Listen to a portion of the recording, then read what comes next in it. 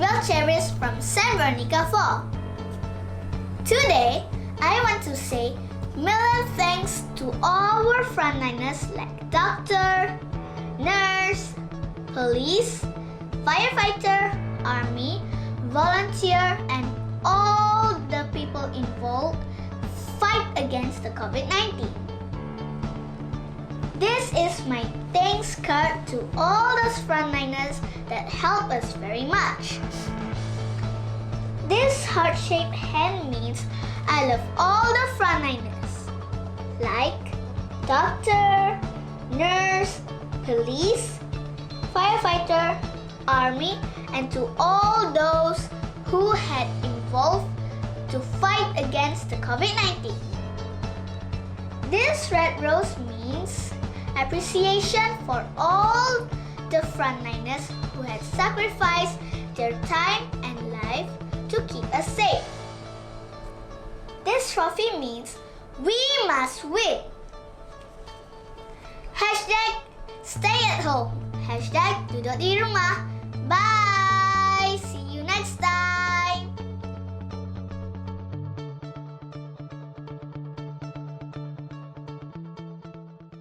Selamat pagi, salam sejahtera. Berjumpa lagi kita dalam Sejahtera Asia 24 November 2020, hari Selasa bersama dengan saya, Jonathan Ding. Terima kasih kepada adik Mercyvel yang telah pun menghantarkan video beliau semasa berkongsikan aktiviti beliau di rumah. Jadi kepada adik-adik anda, kepada adik-adik yang berada di rumah, apa kata, hantarkan dan kongsikan aktiviti anda di rumah di media sosial kami di Instagram dan juga Facebook Sejahtera Asia. Bercakap mengenai Instagram, media sosial ni, apa kata kepada anda yang belum lagi mengikuti kita, ikuti kita di Instagram dan juga Facebook Sejahtera Asia, dan kepada anda yang mungkin nak melihat ataupun nak menonton lagi episod-episod Sejahtera Asia sebelum ini, boleh saja ke YouTube TVS TV, search saja Sejahtera Asia.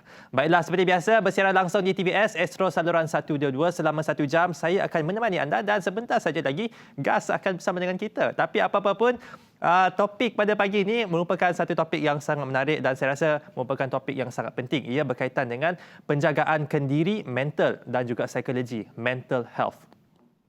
Topik mengenai mental health ataupun kesihatan mental ini adalah satu topik yang sangat penting, di mana saya rasa ramai sebenarnya yang sebenarnya ada berkaitan dengan mental health dan juga tidak menyuarakan. Jadi pada pagi ini, Gas akan bersama dengan Riziandi Nawawi, seorang pegawai psikologi JPA Putrajaya, akan bercakap mengenai penjagaan kendiri, kesihatan mental, dan kita akan tahu apakah nasihat dan apakah tips yang beliau kongsikan kepada kita untuk kita lebih menghargai diri kita sendiri dari segi psikologi dan juga dari segi mental. Baiklah, tanpa melengahkan masa lagi, jom kita saksikan temu bual Ghazali bersama dengan saudara Riziandi Nawawi. Jom kita saksikan. Baik, bertemu kembali kita dalam Sejahtera Asia, dan kali ini sedikit berbeza kerana kita tahu sekarang kita sedang berdepan dengan pandemik COVID-19. Pastinya kebanyakan antara kita kerana terlalu asyik risau memikirkan terhadap bahayanya wabak COVID-19 ini sehingga kita terlupa aspek penjagaan kendiri atau self-care. Sebab itu, pada hari ini secara maya kami bawakan kepada anda seorang ahli pakar psikologi ataupun kaunselor. Selamat datang dan selamat pagi kami ucapkan kepada Encik Riziandi Nawawi kerana sudi bersama kami dalam Sejahtera Asia. Ya, terima kasih Cik Gas Zawawi dan TV Sarawak. Dan saya ucapkan terima kasih di atas jemputan untuk sama-sama berkongsi dalam rancangan Sejahtera Asia ni. Baik, sama-sama. Jadi Encik Riziandi, macam yang Gas katakan tadi, self-care itu adalah satu komponen yang sangat penting juga, terutamanya dalam menjaga mental health kita. Boleh tak Riziandi ceritakan apakah keperluan untuk kita sentiasa take care of our self-care, lebih-lebih lagi masa pandemik COVID-19 ini? Okey, Cik Gas, self-care ni adalah merangkumi aspek iaitu untuk kita lakukan kebaikan kepada diri kita sendiri. Okey, kadang-kadang kita selalu caring kepada orang lain.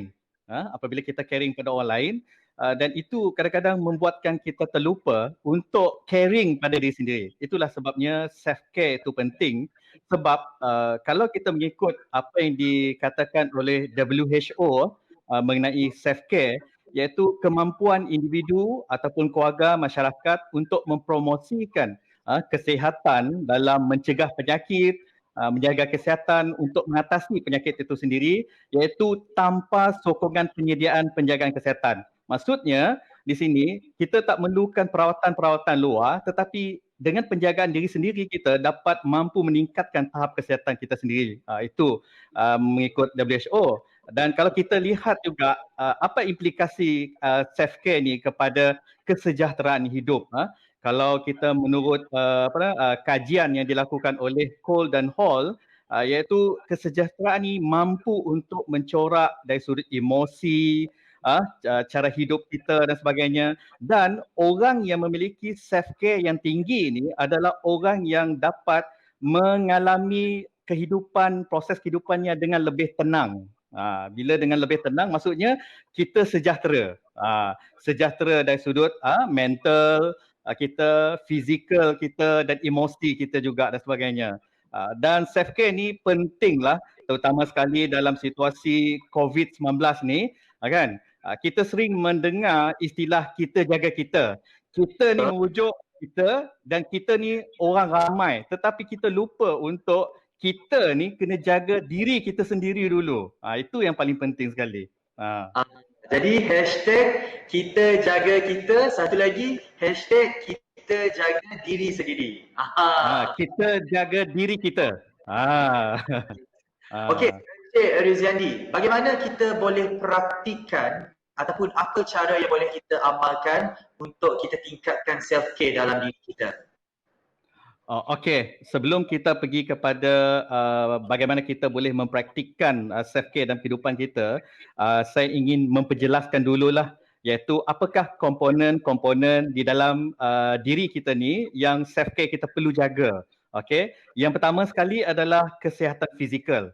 Okey, kita perlu menjaga kesihatan fizikal kita. Terutama sekali kita kena tahu kadar relatif otot kita, tulang dan tisu kita semua dalam situasi kondisi yang sihat di mana keupayaan daya tahan kardiovaskular melakukan apa-apa aktiviti seharian kita dapat dilakukan dengan lancar. Di samping itu juga kesihatan fizikal ini dia melihat dari sudut flexibility, keupayaan untuk menggerakkan badan. Maksudnya kalau tidak ada masalah, maksudnya fizikal kita ini fit, maksudnya sihat. Okay. Kalau kita sometimes kadang-kadang nak bangun pagi pun sakit belakang dan sebagainya, itu merupakan salah satu petanda fizikal kita kurang sihat dan sebagainya. Itu kita kena tahu kesihatan fizikal. Yang keduanya adalah kesihatan mental. Okay. Untuk makluman penonton semua di luar sana, WHO mengisytiharkan 10 Oktober adalah Hari Kesihatan Mental Sedunia. Dan di Malaysia, kita mengisytiharkan bahawa iaitu Kementerian Wanita di Malaysia mengisytiharkan bulan 10 adalah bulan kaunseling kebangsaan. So di sini nak menunjukkan bahawa penjagaan kesihatan mental itu penting kerana akhir-akhir ini masalah mental merupakan salah satu isu kepada masyarakat kita di Malaysia. Saya nak berkongsi sedikit. Pada tahun 2005, dapatan daripada Kementerian Kesihatan, 5% rakyat Malaysia ada mengalami masalah mental. Dan 2 tahun lepas, 2018, dapatan daripada Kementerian Kesihatan Malaysia, sebanyak 11% rakyat Malaysia ada mempunyai simptom-simptom kesihatan mental. Simptomnya iaitu biasa panik, stres, kerisauan, kebimbangan yang tinggi. Sebab itulah ini merupakan salah satu faktor kehidupan juga yang memberi kesan kepada kesihatan mental dan pentingnya penjagaan kesihatan mental itu sendiri. Yang ketiganya iaitu dari sudut kesihatan sosial, iaitu keupayaan individu untuk berhubung secara interpersonal dengan lebih positif. Contohnya, bagaimana kita berinteraksi dengan rakan dan ahli keluarga kita dan masyarakat secara positif dan baik, dan bagaimana kita dapat mampu untuk mengadaptasi apa-apa perubahan di sekeliling kita yang membuatkan kita cepat untuk adapt dan cepat untuk kita adjust situasi sosial kita supaya kita tak orang kata ada masalah interaksi sosial dengan persekitaran. Dan yang keempat, faktor yang penting iaitu kesihatan spiritual dan rohani. Maksudnya bagaimana hubungan kita ni antara individu dengan individu, hubungan kita kepada Tuhan dan Pencipta, dan di situ juga kita mampu dapat mencapai rasa cinta dan kedamaian kita di dalam kehidupan dengan hubungan antara manusia dan hubungan dengan Tuhan. Sebab kajian membuktikan bahawa orang yang mempunyai tahap kesihatan spiritual dan rohani yang tinggi, ia akan dapat peningkatan nilai kemanusiaan yang tinggi dalam diri dia. Gitu.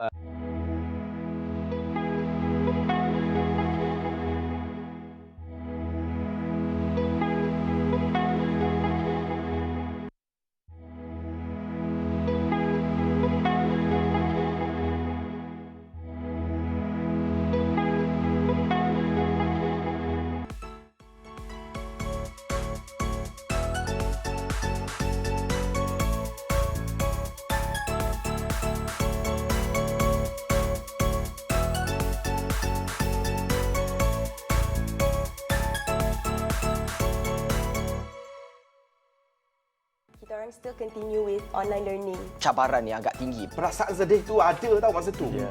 Imajinasi dan idea tu pun boleh tercetus. And whether we like it or not, we must embrace that. Yep. Jangan lupa saksikan Sejahtera Asia bersama dengan saya Ghazali Zawawi. Saya Jonathan Ding. Dan saya Jessica John dari Isnin hingga Khamis. Pukul 7.30 pagi sampai pukul 8.30 pagi bersiaran langsung di TVS Astro saluran 122. Sejahtera Asia, Daripada inspirasi, kami cetuskan inovasi.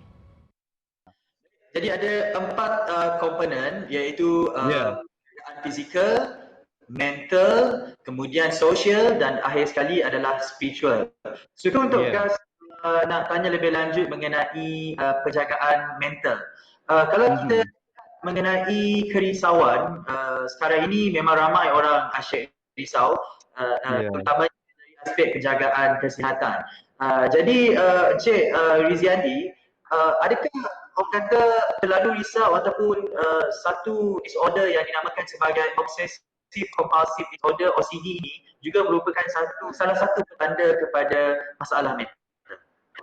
Okey, OCD ni, obsessive compulsive disorder ni, ia merupakan salah satu masalah mental health simptom penyakit di bawah mental health. Ini merupakan salah satu pencontohan yang baik. Sekarang ini kita dalam situasi wabak COVID, kan?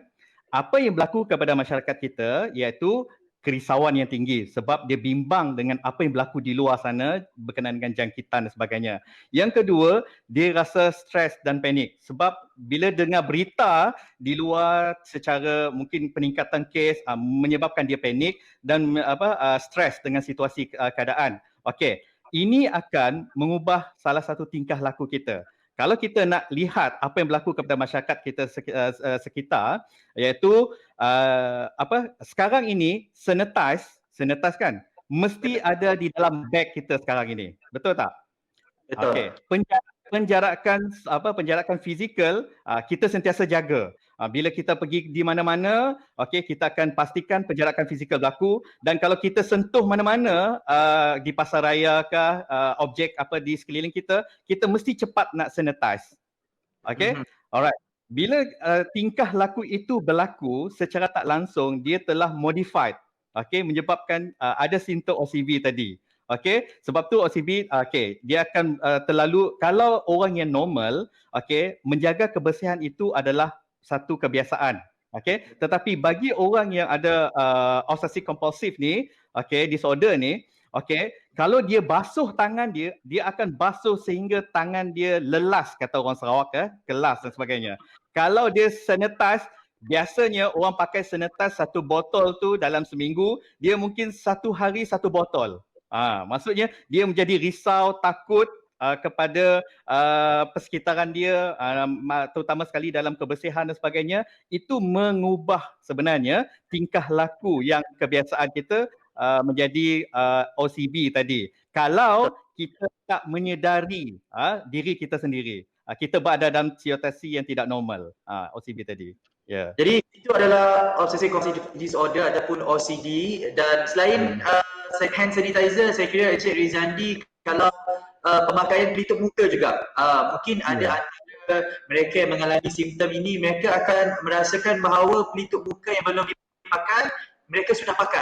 Jadi mereka merasakan sanksi dalam hal tersebut dan membazirkan pelitup muka yang belum dipakai itu. Jadi benda ini sebenarnya serius sebab bukan sahaja membazirkan masa tetapi membazirkan tenaga mereka yang mengalami masalah ini. Kalau kita lihat bukan pandemik, kita boleh pergi travelling, dan saya kira travelling itu adalah salah satu juga penawar kepada simptom OCD ini. Tapi sekarang memadakan pandemik, kita tak boleh nak keluar, kita tak boleh nak travelling, tapi mungkin ada antara tips yang boleh dikongsikan oleh Encik Rizadi untuk menangani OCD ini. Oh, okey. Yang pertama sekali, sebenarnya kita kena aware. Okey. Apa-apa tingkah laku kita seharian ini, yang pertama sekali, kita rasa terganggu tak dari sudut pemikiran kita. Okey. Yang kedua, kita kena cek apa yang kita lalui ini terganggu tak dari sudut emosi kita dan terganggu tak dari sudut cara hidup kita seharian. Okey. Kalau kita merasakan itu merupakan salah satu gangguan, itu adalah simptom. Maksudnya kita kena aware, yang kita kena tangani dan kita kena berusaha untuk memulihkan. Okey. Yang pertama sekali, kita boleh berjumpa lah dengan kaunselor ataupun pakar-pakar psikologis dan psikiatris di luar sana yang bertauliah dan sebagainya untuk mendapatkan yang pertama khidmat nasihat mereka, yang kedua untuk mendapatkan terapi dan sebagainya mengikut tahap-tahap sama ada OCD itu dalam stage minor ke severe ataupun kronik dan sebagainya, sebab biar kita mendapat rawatan kepada pakar lebih baik berbanding kita orang kata menggunakan baca ataupun bertanya dengan siapa-siapa kan, supaya guide ataupun bimbingan untuk pemulihan itu dapat dilakukan dengan lebih baik. Jadi kena jumpa pakar, jangan semata-mata membaca ataupun mungkin trend orang sekali kalau tak tahu Google. Tapi tak boleh baca, jumpa pakar. Baik, tadi kita ada berbicara mengenai self-care secara keseluruhan.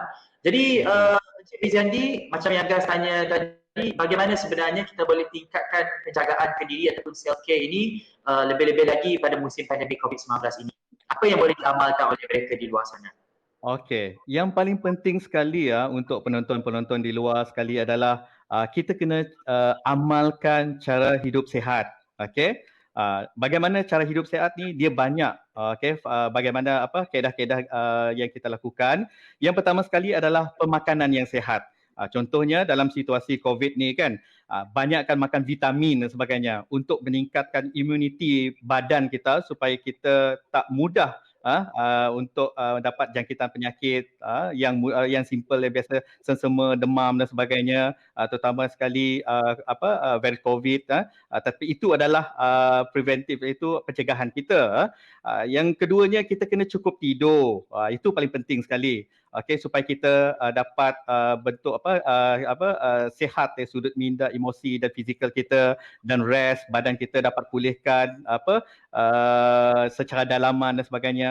Dan yang paling penting sekali adalah kita kena tetapkan secara berkala juga, iaitu senaman yang teratur. Saya nampak masyarakat kita di luar, terutama sekali di Kuching, semakin positif dengan gaya hidup sihat. Kalau kita nampak di taman-taman, contohnya di pustaka, di Taman Sahabat dan sebagainya, banyak rakyat kita yang mula berjogging, brisk walk dan sebagainya. Ini merupakan satu perkembangan yang positif. Dan kalau kita nak nampak lagi satu perkembangan yang positif, iaitu budaya berbasikal. Kita boleh nampak di hujung minggu ramai masyarakat kita di luar berbasikal, tetapi saya ingatkan juga, walaupun kita bersihat, bersukan, bersenam sebagainya, sentiasa jaga keselamatan diri. Maksudnya physical distancing. Kalau kita berbasikal, pastikan situasi selamat, bukan di tempat yang kereta yang sibuk kan. Macam di Satok, tempat yang terlalu sibuk, di situ jugalah kita berbasikal, mungkin boleh mengancam keselamatan. Faktor itu ya kita kena ambil berat jugalah tentang keselamatan. Yang seterusnya adalah kita kena amalkan kebersihan diri. Ini penting. Sebab apa? Dengan mengamalkan kebersihan diri ni kita dapat mengurangkan risiko jangkitan penyakit. Sebab kita sentiasa bersihkan diri kita. Terutama sekarang ini dalam situasi COVID, apabila kita balik saja di rumah, kita jangan pergi berjumpa dengan family member kita dulu di rumah. Apa yang perlu kita buat adalah kita terus tukar pakaian kita dan mandi terus. Itu adalah sebaik-baiknya untuk mengelakkan penularan jangkitan COVID dan sebagainya.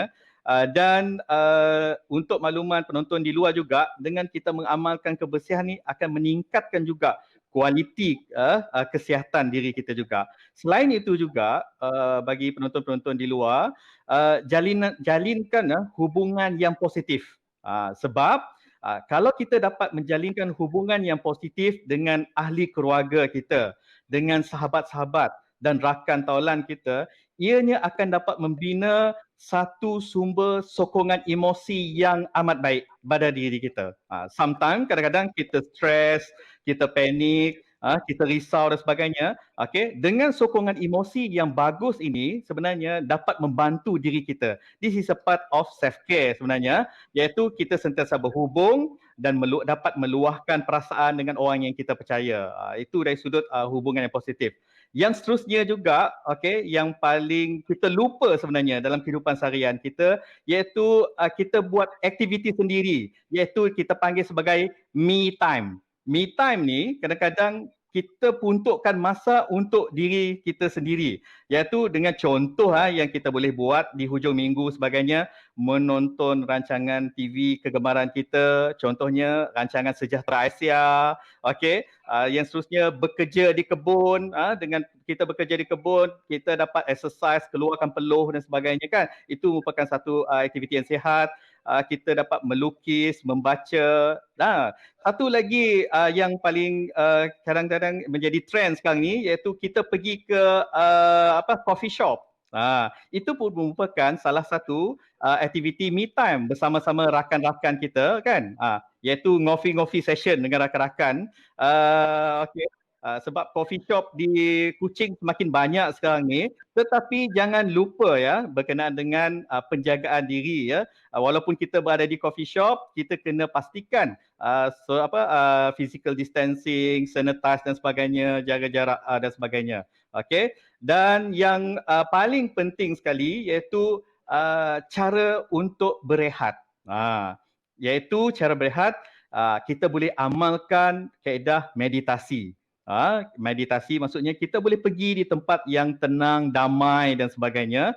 Contoh sekarang ni banyak masyarakat kita di luar, terutama di Sarawak, di Kuching, kalau kita lihat di Insta, di Facebook, mereka mula untuk pergi jungle trekking. Ini adalah merupakan salah satu kaedah exercise dan meditasi di mana kita berhubung dengan alam sekitar, dengan kehijauan yang boleh memberi ketenangan kepada diri kita. Kita rasa relax, feel fresh dan sebagainya. Kalau kita nampak sekarang ni di trekking di Sentubong, di Gunung Traserapi, di Kuil Temple Mariamah tu full biasanya hujung minggu kalau kita boleh lihat. Kita juga boleh memberi sedikit masa di hujung minggu kita, ni dalam bahasa Sarawak gele-gele time. Gele-gele time maksudnya kita bermalas-malasan. Biasanya hari-hari biasa selepas subuh kita terus bersiap-siap untuk pergi kerja, tetapi hujung minggu lepas subuh relax sehingga kita rasa puas untuk baring dan sebagainya, dan ini merupakan adalah cas kepada diri kita. Sebab kadang-kadang kita penat dalam 5 hari bekerja kan. Me time, gele-gele time ni, bahasa baru gele-gele time ni, iaitu penting juga supaya kita rasa dapat rehat yang cukup, yang kita perlukan. Itu yang paling penting.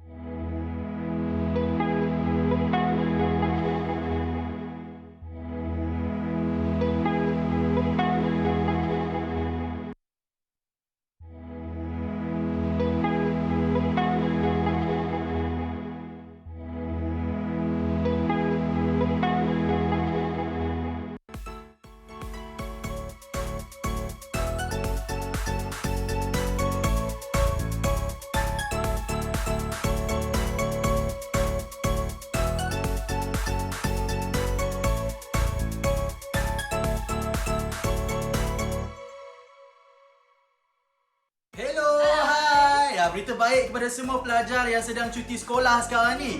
Agak-agaknya apa yang mereka buat kat rumah sekarang ni, Jess? Mungkin ada antara anda yang sedang main dango, ataupun sedang mandikan kucing, ataupun sedang...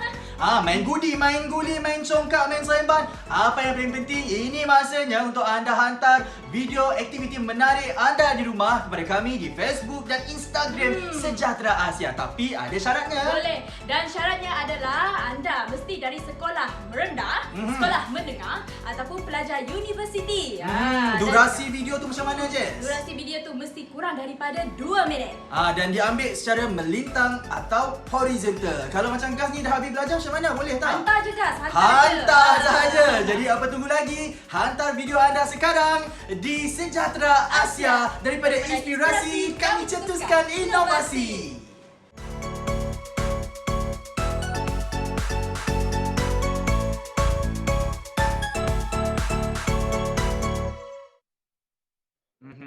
Gelir-gelir. Penting kan? Dan lepas tu kami rasa ramai orang pergi nyerang Taman Sahabat dengan pustaka untuk jogging. Ya, Okey. ya. Tadi Encik Rizali ada menyatakan bahawa perlu untuk kita menjaga hubungan kita dengan orang sekeliling, keluarga, rakan kerja dan sebagainya. Tetapi bagaimana pula sekiranya kita berdepan dengan mungkin ahli keluarga ataupun rakan sekerja yang mungkin tidak menyedari betapa pentingnya untuk menjaga hubungan sosial ini sehingga menyebabkan senang bagi mereka membuatkan orang lain tersinggung ataupun terkesan daripada perangai mereka. Jadi sebagai yang terkena tempias ni, apa yang perlu dilakukan supaya mental health itu sentiasa terjaga? Okey. Menjaga hubungan baik ni adalah salah satu faktor ataupun perkara yang penting dalam kehidupan seharian kita. Okey. Sebab apa? Hubungan ini boleh memberi kesan secara emosi dan mental kita. Itu yang kita kena tahu. Sebab menjaga hubungan ni, contohnya seperti yang Cik Gas kata tadi, kalau ada masalah dalam hubungan dan sebagainya, okey, apa yang kita perlu buat adalah kadang-kadang kita kena bersikap terbuka. Kita kena latih diri kita untuk bersikap terbuka dan kita boleh bersifat menerima. Maksud di sini bersifat terbuka menerima, iaitu kita boleh berfikir balik.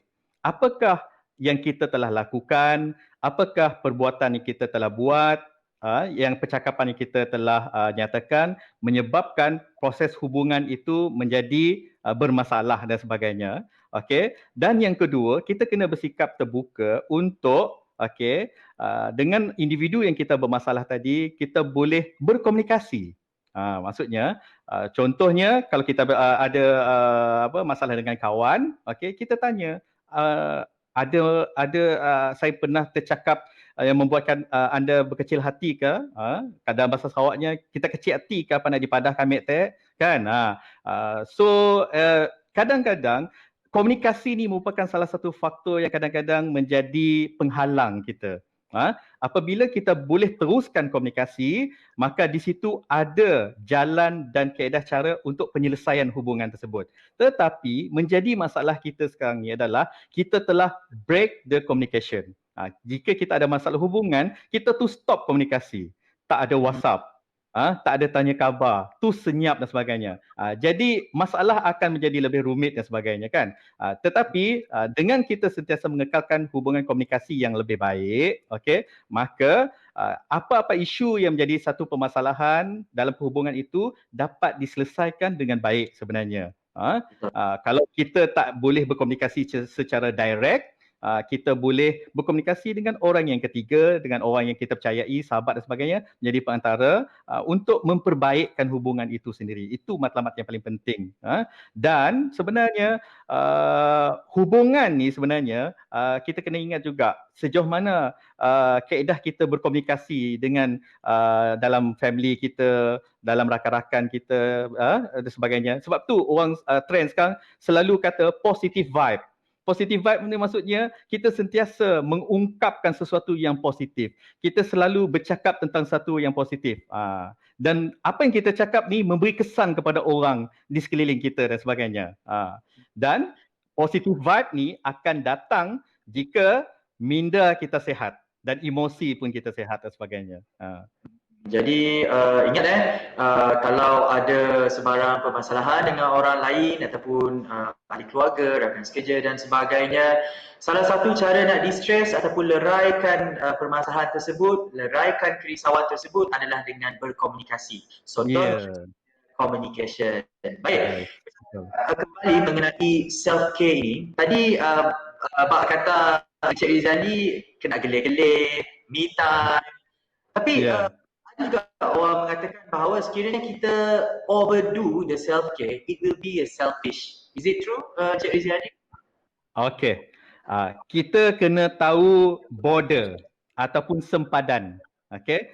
Sebenarnya untuk makluman penonton di luar sana, self-care kalau dilakukan dengan secara yang baik, ia memberi banyak manfaat kepada diri kita. Okey. Tetapi ada salah faham, self-care ni orang kata selfish, maksudnya kita selfish, maksudnya kita pentingkan diri sendiri. Okey.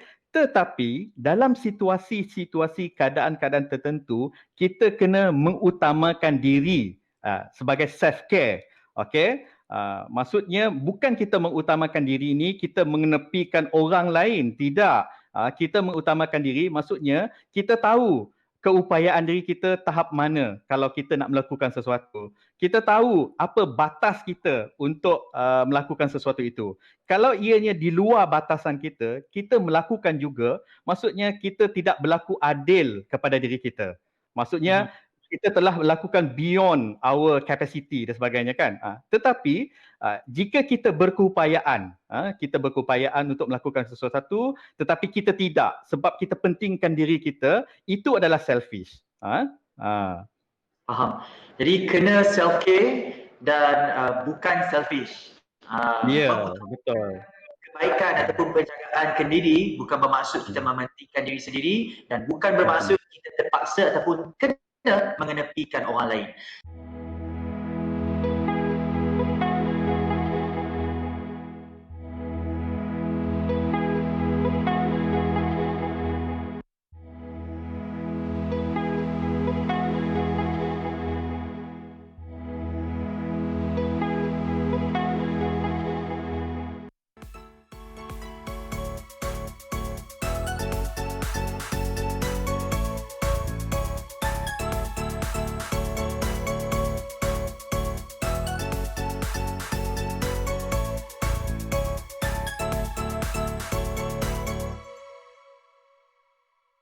Akhir sekali, Rizali, boleh tak kongsikan kepada penonton sekiranya kita mempunyai tahap penjagaan ke diri ataupun self-care yang baik dalam kehidupan, apa antara kelebihan-kelebihan yang mungkin boleh diperoleh?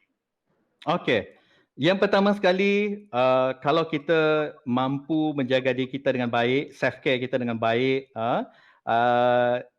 yang pertama sekali adalah kita dapat meningkatkan produktiviti kehidupan kita dengan lebih baik. Maksudnya kita mampu untuk meluangkan masa ataupun perkara-perkara yang kita boleh lakukan dan kita merasakan tenang dan kita merasakan sejahtera, dan sebenarnya ianya sekaligus dapat meningkatkan motivasi diri kita untuk melakukan apa saja. Terutama sekali dalam kerja dan sebagainya. Dan yang seterusnya kita dapat dengan produktiviti tersebut, kita dapat meningkatkan tahap fokus kita kepada keutamaan kita, terutama sekali dalam kerja, perkara-perkara yang kita nak lakukan, terutama sekali dalam kerja dan sebagainya lah. Yang seterusnya adalah jika kita memiliki self-care yang baik, iaitu kita juga dapat meningkatkan daya tahan diri kita terhadap penyakit sebenarnya. Maksudnya kita jaga kebersihan kita tadi, kita jaga kesihatan fizikal kita tadi dan sebagainya. Okey, sekaligus bila self-care kita meningkat, ianya akan dapat meningkatkan sistem saraf parasimpatis, iaitu kita punya tahap untuk menerima penyakit. Maksudnya kita tak mudah dikena penyakit sebab kita dapat meningkatkan tahap daya tahan diri. Itu word yang saya cari tadi, daya tahan diri kita. Okey. Dan di samping tu dia akan mood yang tenang, Okey, dan kita juga dapat meremajakan diri kita dari sudut kesihatan. Okey, kalau kita tak self care, kita stres dan sebagainya, muka pun berkerut, tak dapat senyum dan sebagainya, tak ceria dan sebagainya, itu membuatkan kita lebih tua daripada umur dan kita tak nak begitu. Dengan melakukan self care ni, kita sentiasa melakukan perkara-perkara yang boleh meremajakan diri kita dan kita sentiasa hidup dengan lebih ceria dan sihat. Okey, dari sudut yang seterusnya, iaitu salah satu perkara yang paling penting sekali dengan self care ni dapat meningkatkan harga diri kita, iaitu self confidence kita, di mana kita dapat bersikap baik kepada diri sendiri. Itu paling penting sekali. Kita lupa untuk bersikap baik kepada diri sendiri, sebab kadang-kadang kita terlalu mengutamakan kehidupan orang lain di luar, tetapi kita mengabaikan diri kita. Okey, kita boleh orang kata untuk mengambil tahu kehidupan keluarga, sahabat kita di luar, tetapi yang paling penting jangan abaikan kehidupan diri kita sendiri. Okey, sebab dengan kita dapat self confident daripada self care ini, ia menghantar mesej yang positif kepada alam, iaitu bawah sedar kita. Maksudnya kita ada alam sedar dan prasedar, maksudnya secara dalaman kita dah positif, maka apa yang tertampil secara emosi dan fikiran kita itu pun akan menjadi lebih positif sebenarnya dan menjadi lebih confident. Iaitu maksudnya mengelakkan pemikiran-pemikiran yang negatif itu berlakulah, seperti yang kita sebutkan tadi negative vibe tadi kan. Maksudnya kalau kita ada sifat confident diri, kita sentiasa akan ada positive vibe itu sendiri. Yang seterusnya lah, yang terakhir, iaitu meningkatkan pengetahuan diri. Maksudnya kita lebih memahami diri kita. Sebab kadang-kadang kita lupa untuk memahami diri kita. Kita lupa untuk memahami mental kita, lupa memahami emosi kita, lupa memahami bagaimana fizikal kita dalam situasi yang baik dan sebagainya. Tetapi dengannya self care, kita lebih aware dan kita ada memiliki pengetahuan bagaimana kita nak self care, menjaga diri kita dengan lebih baik daripada sebelum-sebelum ini yang kita mungkin telah abaikan sebenarnya perkara yang penting ini. Jadi itulah do not forget to be kind to yourself, walaupun perbualan secara maya bersama dengan Encik Rizal agak panjang lebar, tetapi ianya memberikan gas semangat yang positif sekali. Kita jadi lebih positif sebenarnya bila dengar tips-tips yang dikongsikan oleh Encik Rizandi pada hari ini. Gas kira bukan gas sahaja yang berterima kasih, tetapi seluruh penonton Sejahtera Asia pada hari ini berterima kasih kepada Encik Rizandi atas perkongsian yang sangat bermakna ini. Terima kasih Encik Rizandi. Ya, sama-sama juga. Terima kasih Cik Gas dan TV Sarawak dalam rancangan Sejahtera Asia. Saya pun mengucapkan semoga penonton-penonton di luar sana dapat manfaat daripada hasil rancangan kita pada hari ini. Untuk yang paling penting sekali, kita sentiasa menjaga, kita jaga kita, dan jangan lupa untuk kita jaga diri kita juga. Hashtag kita jaga kita, hashtag kita jaga diri kita. Macam Encik tadi, don't break the communication, sentiasa berkomunikasi untuk leraikan masalah. Salah satu tips juga untuk kita bagi mental health kita okey, sebelum kita tidur, kita maafkan semua orang. InsyaAllah. Betul guys. Selepas itu. Baik, sampai sini sahaja perbualan secara maya bersama Encik Rizandi. Terima kasih sekali lagi kepada anda penonton Sejahtera Asia. Jangan ke mana-mana. Kita kembali berehat. Jumpa selepas ini. Okey, terima kasih. Hydrogen is one of nature's most abundant elements on Earth. It's not only odorless, colorless, non-toxic, and exists in great amount in water. It's also a highly efficient fuel. The use of hydrogen for clean energy is not a new phenomenon. In countries such as Norway, Germany, China, Japan, and Korea, hydrogen energy is increasingly applied for domestic use, such as in fuel cell-powered electric cars, buses, and power plants. For decades, studies have been done around the world in developing the cost-effective use of hydrogen as a sustainable alternative fuel. In Sarawak, we are blessed with an abundance of water, ranging from rivers to dams, which are great sources of water for efficient production of hydrogen.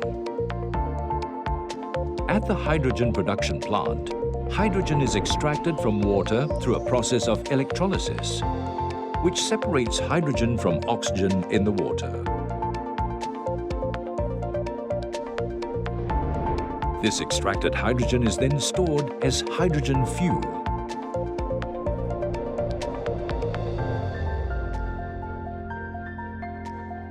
When used to generate power in fuel cell electric vehicles, FCEV, the hydrogen fuel is supplied into a device where electrochemical reaction happens. This device is called a fuel cell.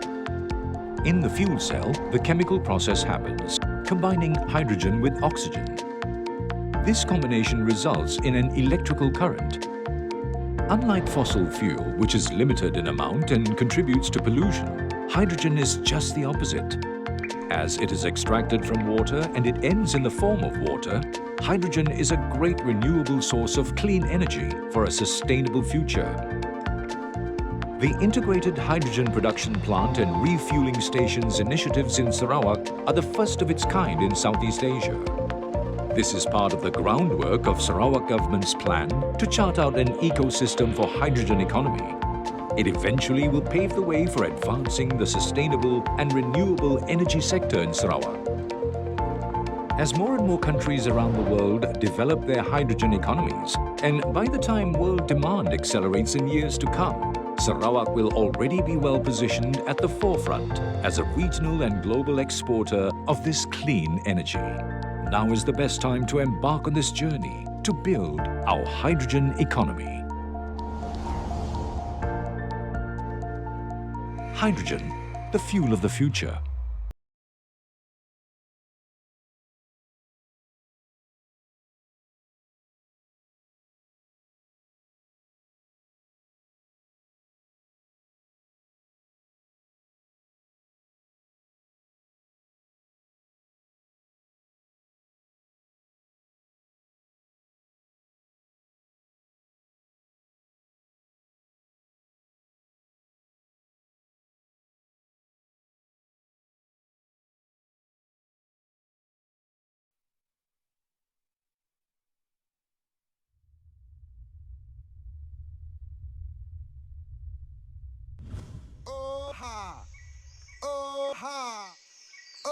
To show you, let it take you by wonder.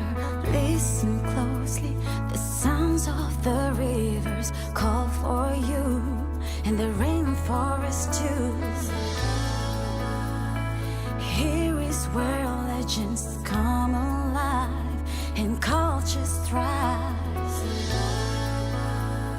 Here is our paradise.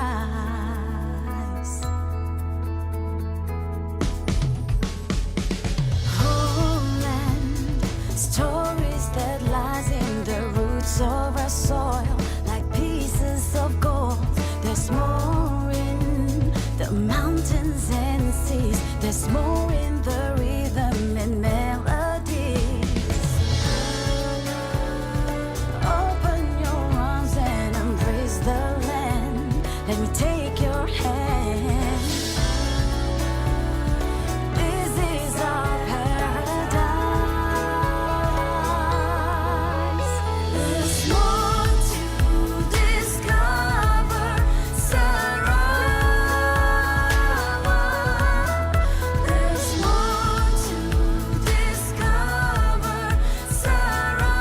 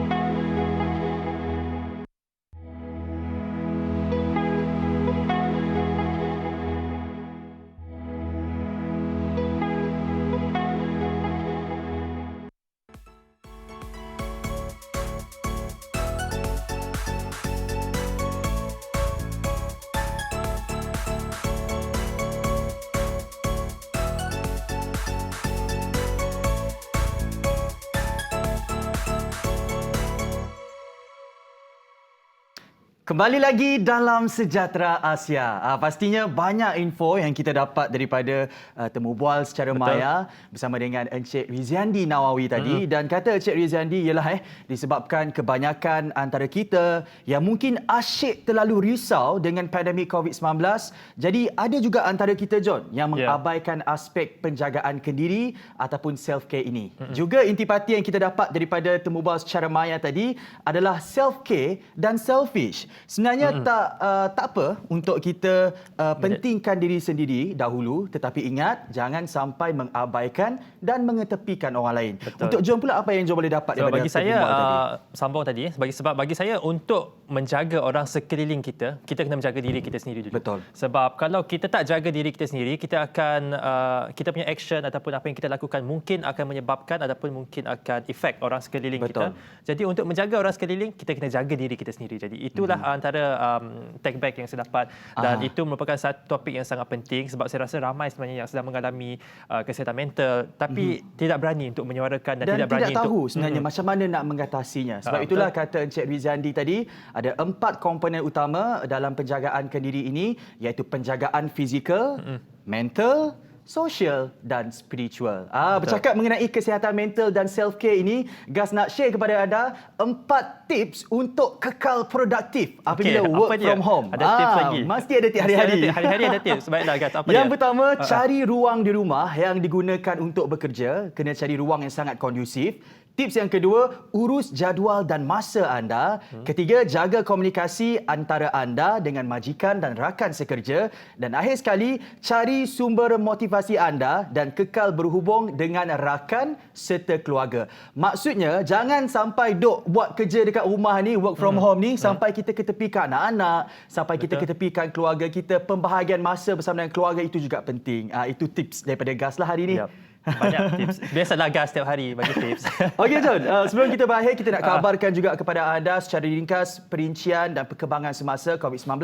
Kita mulakan dengan Malaysia dulu. Baiklah, semalam Malaysia merekodkan kes harian COVID-19 yang tertinggi pernah dilaporkan, iaitu 1,884 kes, menjadikan jumlah kes kumulatif setakat ini adalah sebanyak 56,659 kes. Selangor mencatatkan kes yang tertinggi dengan 1,200 kes dengan 160 kes daripada kluster teratai. Jadi itu menunjukkan nombor ataupun angka yang sangat membimbangkan. Jadi kepada anda yang berada di sekitar Lembah Kelang, mohonlah untuk lebih mematuhi SOP. Dan sebab dekat Selangor juga ada kluster baru, iaitu kluster tempat kerja, iaitu kluster teratai, kluster Daman Lela dan kluster baru iaitu kluster Bintang, dan semua ini menyumbang kes yang sangat-sangat tinggi. Dan mungkin Gas boleh kongsi perincian berita seterusnya? Baik, untuk perincian mengenai perkembangan COVID-19 di Sarawak, setakat semalam 23 November 2020, alhamdulillah, syukur buat 3 hari berturut-turut, sifar kes positif COVID-19 telah dikesan di Sarawak. Ini menjadikan jumlah keseluruhan kes positif COVID-19 di Sarawak kekal sebanyak 1,055 kes setakat ini. 6 kluster masih aktif di Sarawak, kesemuanya di Kuching, iaitu kluster Baki, kluster Jalan Abil, kluster Besi, kluster Seladah, kluster Green Hill dan kluster Wisma Sabekas. Juga antara perincian COVID-19 yang kami nak bawakan kepada anda, iaitu ibu bapa, adik dan pembantu peribadi Alif Sata turut sah positif COVID-19. Jika semalam John ada menceritakan kepada kita bahawa pelakon tanah air Alif Satar yang telah disahkan positif COVID-19, dan semalam juga giliran ibu, bapa, adik bongsu dan personal assistant ataupun PA beliau pula untuk disahkan positif COVID-19. Manakala isteri dan 3 orang anak Alif kalau semalam masih menunggu perkembangan ataupun ujian, keputusan daripada ujian saringan, syukur alhamdulillah maklumat yang kami baru terima, ketiga-tiga mereka didapati negatif. Apa-apa pun kita doakan agar Alif Sata dan keluarganya cepat sembuh seperti sedia kala. Amin ya rabbal alamin. Baik, itu adalah perkembangan mengenai COVID-19. Juga kita nak bawakan orang kata berita gembira dalam kita mengharungi pandemik COVID-19 ini. Sarawak teliti pendekatan terbaik untuk wujudkan syarikat penerbangan sendiri. Semasa sesi dialog webinar bersama komuniti perniagaan semalam, Ketua Menteri Sarawak Datuk Patinggi Abang Zohari Tun Abang Haji Openg berkata, hasrat untuk mewujudkan syarikat penerbangan sendiri ini pernah dicadangkan sebelum ini. Kita harapkan yang terbaik untuk Sarawak Sama-sama kita terus setia bersama kami dalam Sejahtera Asia. Tagline kita, John, daripada inspirasi kami cetuskan inovasi. Jumpa esok.